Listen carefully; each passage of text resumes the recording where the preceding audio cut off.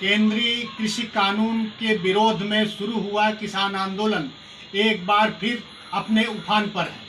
पिछले दिनों जो घटनाक्रम हुआ, खास करके गणतंत्र दिवस पर जिस तरह का उपद्रव किया गया, आंदोलन के नाम पे, आंदोलन की आड़ में जो अराजकता फैलाई गई, वो किसी को भी स्वीकार नहीं है।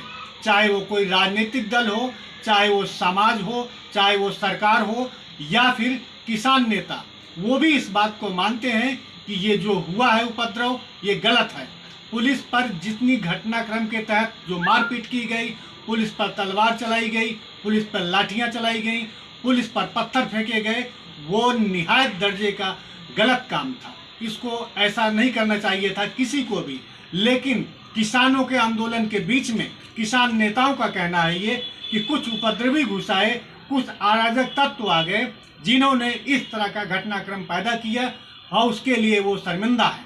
संयुक्त किसान मोर्चा के नेता योगेंद्र यादव ने भी इस बात को स्वीकार किया है और उन्होंने कहा है कि जो घटनाक्रम हुआ है उस पे वो शर्मिंदा है। राकेश टिकैत से राष्ट्रीय जनमोर्चा की जो बातचीत हुई, उसके आधार पर भी हम ये कह सकते हैं कि अब राकेश टिकैत ने इस बात को स्वीकार किया है कि उस दिन जो 26 जनवरी को घटनाक्रम हुआ, उसमें बहुत सारे अलग से लोग आ गए। वो कुछ राजनीतिक दल के भी थे और कुछ उपद्रवी तत्व थे, अराजक तत्व थे। उन्होंने इस घटनाक्रम को पैदा किया।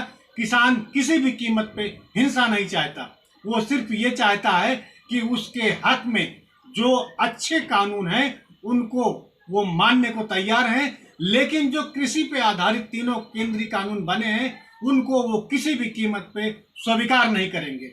सरकार कितनी भी हठधर्मिता अपना ले, सरकार कितना भी एक्शन ले ले, लेकिन वो दिल्ली तभी छोड़ेंगे जब केंद्रीय कृषि कानून तीनों वापस हो जाएंगे। उनकी घर वापसी तभी होगी जब उनकी जीत होगी, सुनिश्चित जीत होगी। और वो जानते भी हैं, वो मानते भी हैं। खास करके राकेश टिकैत का कहना है कि हम इन तीनों कानूनों के विरोध में तब तक दिल्ली में डटे रहेंगे जब तक ये कानून सरकार वापस नहीं ले लेगी।